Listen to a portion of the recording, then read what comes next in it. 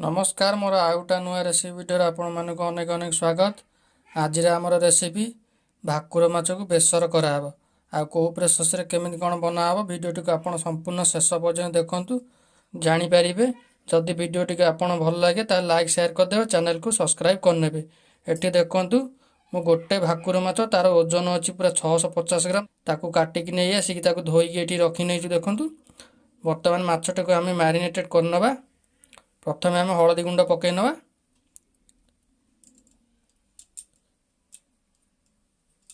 एबे लुण पकईदवा।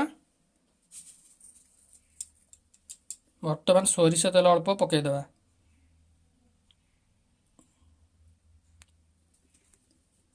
एबे सब भल भाव गोलई नवा।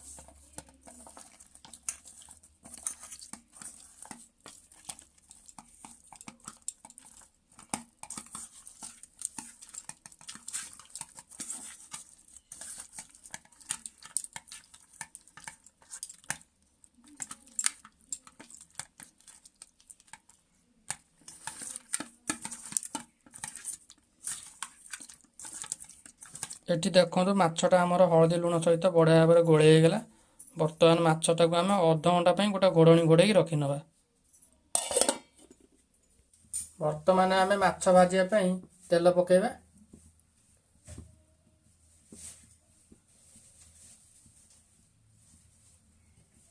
एटी देखंतु माछटा को जो मैरिनेटेड करी आम अध घंटा रखी देइथिलु। एथिरे देखंतु हलदी लुण आ तेलटा माछ सहित बढ़िया भाव भेदी जाइछि।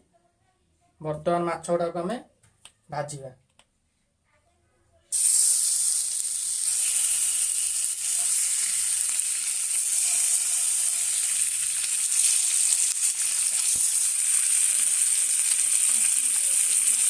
एटी देखंतु माछटा हमर गोटे पट हो गलानी। एबे ताकू लेउटाई दबा।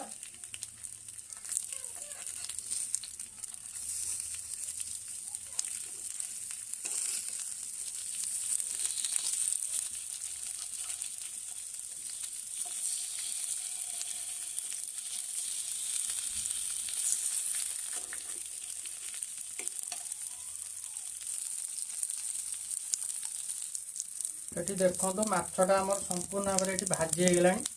वर्तमान ताकू गोटे प्लेट को काढ़ी नवा।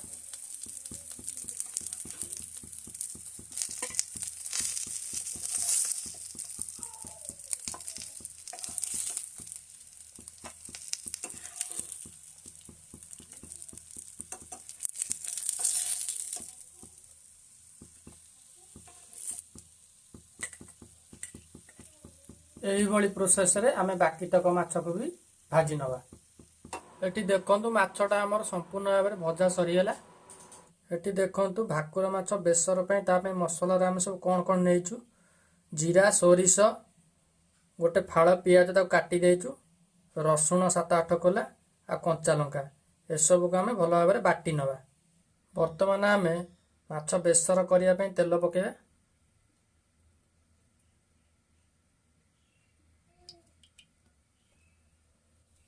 तेलटा वर्तमान आमर ताती आसिला। वर्तमान बाटिकी रखिथिबा मसला को पकेदबा। मसलाटा को तेल सहित भल भाव में मिक्स करी फ्राए करनबा।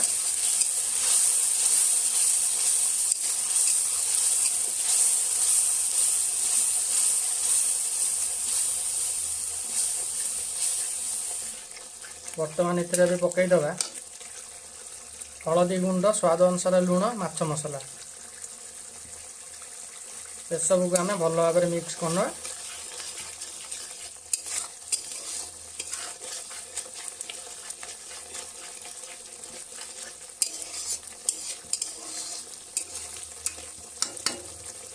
एटी देखो मसला रू आमर टिके टिके तेल छाड़ी आसिला। वर्तमान आगे पकेबा आम 3टा आलू को सरू सरू पीस कर काटिकी धोईकी रखी नहीं मसला पकईदबा। सब को भल भाव में मिक्स करनबा।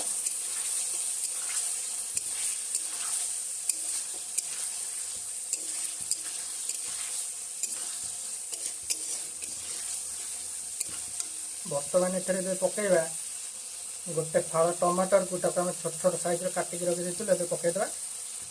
सब भल भाव में मिक्स करनबा।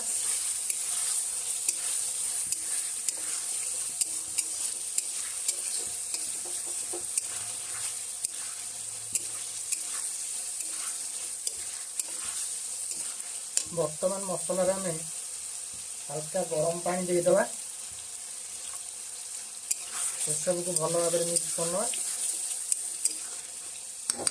ବର୍ତ୍ତମାନ ମସଲାଟାକୁ ଆମେ 4 ରୁ 5 ମିନିଟ୍ ଭଳିଆ ଘୋଡ଼େଇ ଘୋଡ଼େଇ କଷିବା। ଗ୍ୟାସର ଫ୍ଲେମ୍କୁ ଆମେ ମିଡ଼ିୟମରେ ରଖିବା। ସେଠି ଦେଖନ୍ତୁ ମସଲାଟାକୁ ଆମର ଘୋଡ଼େଇ ଘୋଡ଼େଇ କଷିବାର ପ୍ରାୟ 4 ରୁ 5 ମିନିଟ୍ ହେଇଗଲାଣି। ଏବେ ଘୋଡ଼ଣଟାକୁ କାଢ଼ି ନେବା। ଏଠି ଦେଖନ୍ତୁ ମସଲାରୁ ଆମର ତେଲ ଛାଡ଼ି ଆସିଲାଣି। ମସଲା ବି ଏଠି ଆମର ବଢ଼ିଆ ଭାବରେ କଷି ହେଇଗଲାଣି। ଯେହେତୁ ଏଠି ଆମର ବେସର ହେଉଛି, ବେଶୀ ଟାଇମ୍ ଆମେ କଷିବାନି। ଯେହେତୁ ବେଶୀ ଟାଇମ୍ କଷିଲେ ମସଲାଟା ଆମର ପିତୁଳିଆ ଲାଗିବ। ବର୍ତ୍ତମାନ ମସଲାରେ ଆମେ ଏବେ କ୍ୱାଣ୍ଟିଟି ଅନୁସାରେ ଗରମ ପାଣି ଦେଇଦେବା। ଏସବୁକୁ ଆମେ ଭଲ ଭାବରେ ମିକ୍ସ କରିନେବା।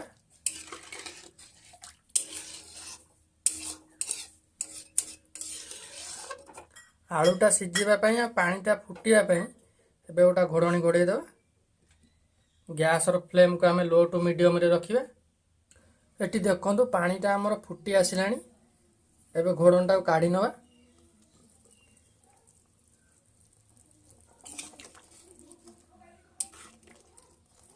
ବର୍ତ୍ତମାନ ଏଥିରେ ଏବେ ପକାଇଦେବା ଗୋଟେ ଫାଳ ଆମ୍ବୁଲକୁ। ଆମେ ତାକୁ 10 ରୁ 15 ମିନିଟ୍ ହେବେ ତାକୁ ବତୁରେଇକି ରଖିଥିଲୁ। ଏବେ ଏଥିରେ ପକାଇଦେବା। ଝୋଳ ସହିତ ଭଲ ଭାବରେ ମିକ୍ସ କରିନେବା। ବର୍ତ୍ତମାନ ଏଥିରେ ଏବେ ପକାଇଦେବା ଭାଜିକି ରଖିଥିବା ମାଛକୁ।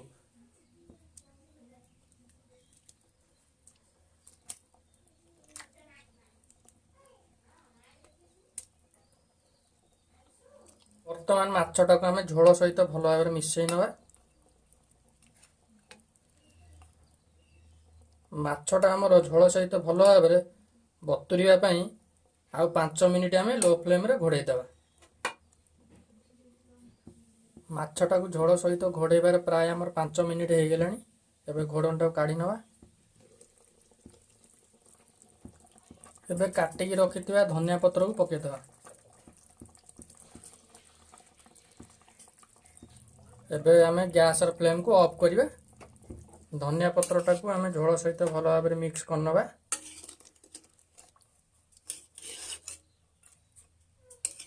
ଦେଖନ୍ତୁ ବର୍ତ୍ତମାନ ଆମର ପ୍ରସ୍ତୁତ ହୋଇଗଲା ଭାକୁର ମାଛ ବେସର। ଆପଣମାନେ ଥରେ ଏହି ପ୍ରୋସେସରେ ଘରେ ବନାନ୍ତୁ, ଖାଆନ୍ତୁ। କେମିତି ଲାଗିଲା ମୋତେ କମେଣ୍ଟରେ ନିଶ୍ଚୟ ଜଣାଇବେ।